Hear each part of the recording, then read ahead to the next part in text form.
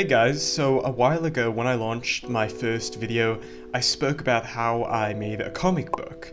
Well, in today's video, what we're going to be doing is illustrating a scene with the characters from my comic book fighting a whole bunch of zombies. If you do not know, my comic book is a zombie apocalypse story evolving around a cast of characters fighting a cult that made the virus.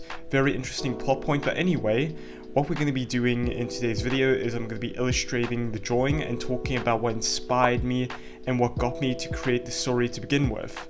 You see, I was heavily inspired by The Walking Dead, both the comic book and also the Walking Dead video game developed by Telltale Studios. This video game inspired me greatly to create my own zombie apocalypse story. What greatly fascinated me about this game is the fact that the story is more driven by characters and the environment and the things happening within the world instead of the zombies. It's revolving around the cast of characters slowly dying and what are we gonna do losing the people closest to us. And I really want The Desolate to be a story revolving around basically them somewhat similar to The Walking Dead. Instead of explaining it any further, let's just hop into the video and do the speed paint. So when it comes to any art piece you create, it always has that ugly phase, and with this phase that we are currently in, I am doing a rough armature of the characters. And what I usually do is I just do a couple shapes, like for example a box for the torso, a box for the hips, a line going through, circle for the head, and just lines for the arms, doing something extremely simple so you can, build upon it, start for armature, just like how the sculptors do. And moving on to doing the buildings, I played around with perspective, and I'm starting to use perspective lines more and more to try and get the perspective to be on point, and this part was actually quite satisfying. I know many artists often say, I don't like drawing backgrounds are, the vein of my existence, but to be completely honest, I love drawing backgrounds, and I think everyone else should.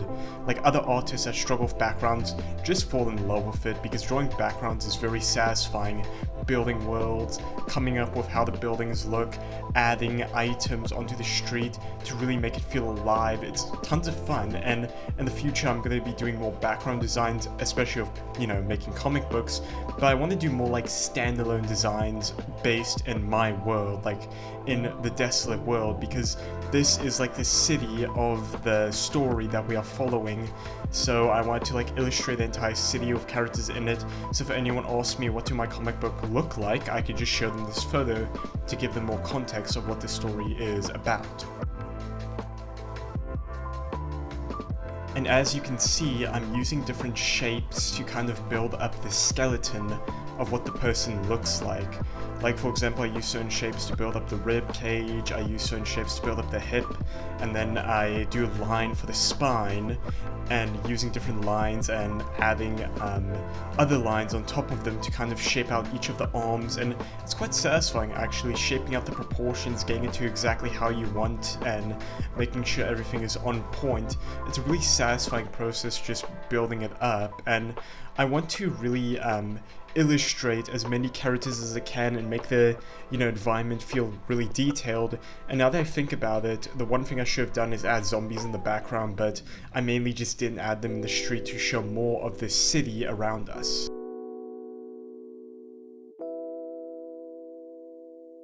With this scene, I really wanted there to be a focal area.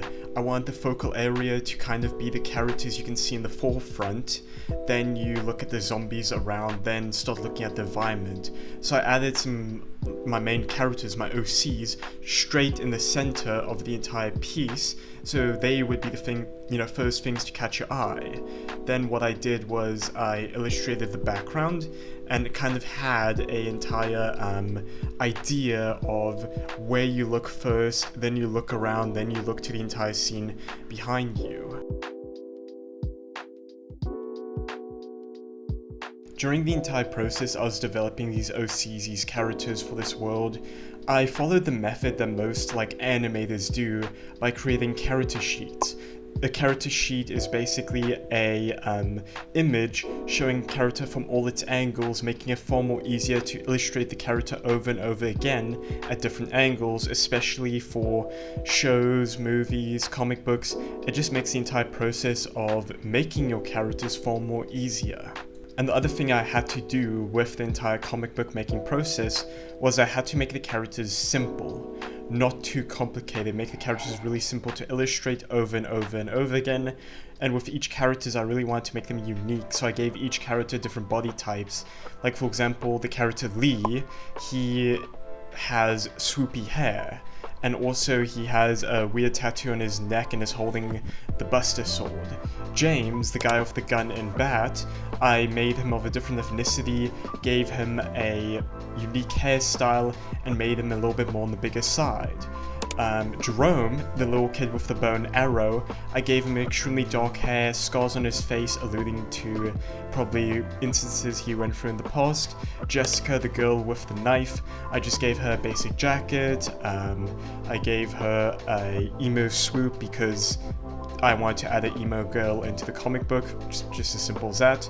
And I tried making sure each character was different. Each character had a different look, personality to them, and I tried my best to build every single character's story, narrative, and really build a personality. I wanted them to feel real, so I made an entire sheet, a character sheet, basically listing things about each of the characters, like for example, their favorite food, their favorite hobbies, things they say quite often, all that type of stuff. Just things to really make the characters feel alive, so the character writing for the story can be to the best that I can do.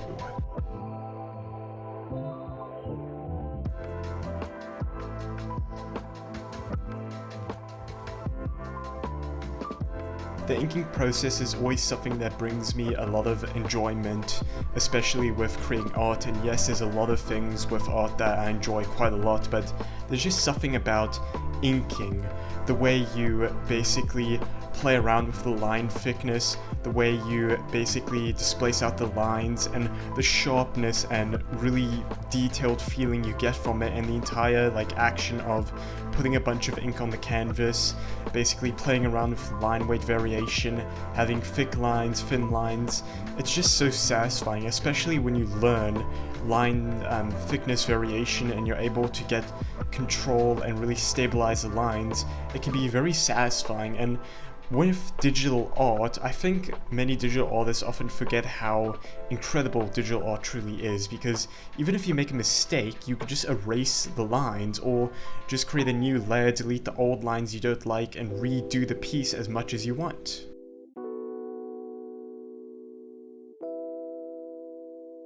With this city, I kept everything on separate layers. I kept the characters on separate layers, I kept the entire city on a separate layer, and the reason why I did that is so I could still preserve the detail of the city, because I haven't really detailed out a city like this before.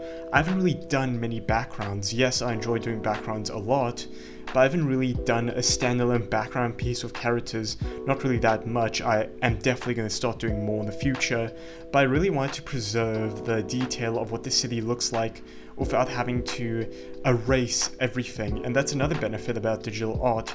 You can preserve your backgrounds without needing to erase the detail and add the characters on top. You still have that detail, you just gotta be smart about it and make sure to, keep them on separate layers.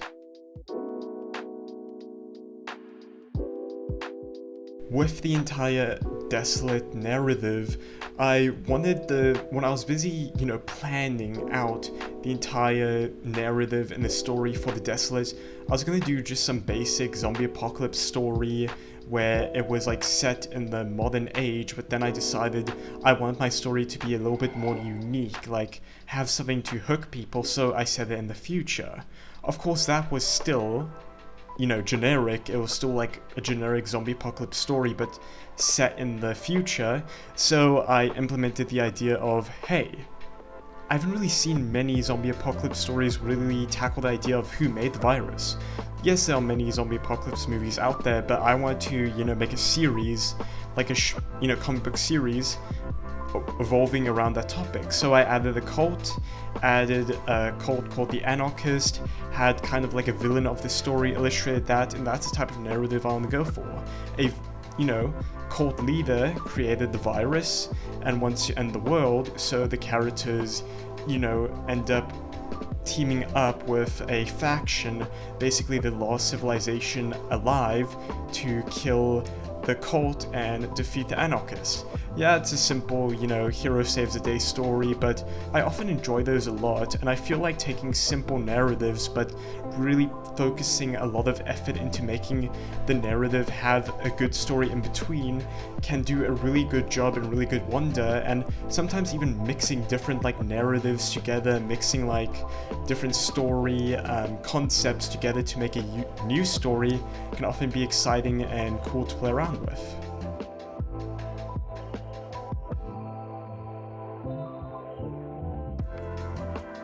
And also, this is the first ever comic book I have really done. I've tried many times in the past to get into making comic books. I just couldn't ever come up with a story that I stuck with. I didn't really have the discipline to decide, okay, I'm gonna make a comic book. But this one's a little bit different. When I was busy developing The Desolate, it's just one of those ideas that just stuck in my head and didn't go away. I kept on having the idea and I scripted it out, had the idea for a year, and I decided, you know what, it's time to start illustrating the pages. I built out the idea of the story, roughed it out a little bit, just had a rough idea, started building upon it, and here we are now.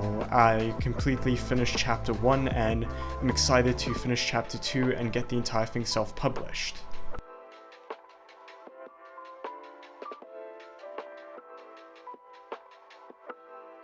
Here we are, the final step to get the art piece completed. So what we are doing here is we are shading in every single character individually. So what we are doing is adding simple dark highlights with cell shading in, then adding some blue highlights for the lights, reflecting from the outside, adding a little bit of white on some of the metallic items to make them shine a little bit more.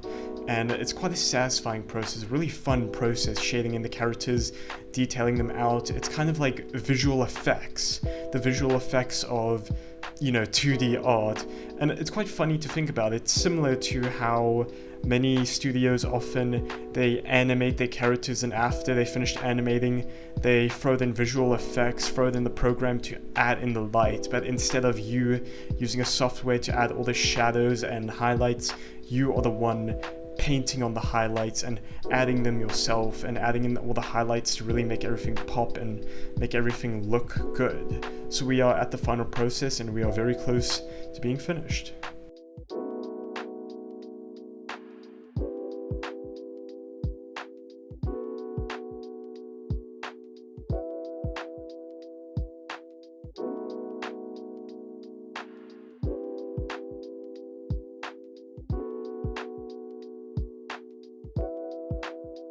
Here we are, fully finished. All I want to say is thank you so much for watching the video. Hopefully you enjoyed it, and I would love to do more stuff revolving around my comic book in the future, and I definitely will do more ginormous illustrations like this in the future for my comic book set in that universe. I just want to say thank you so much for watching the video, and I hope you guys have a good rest of your day. Bye.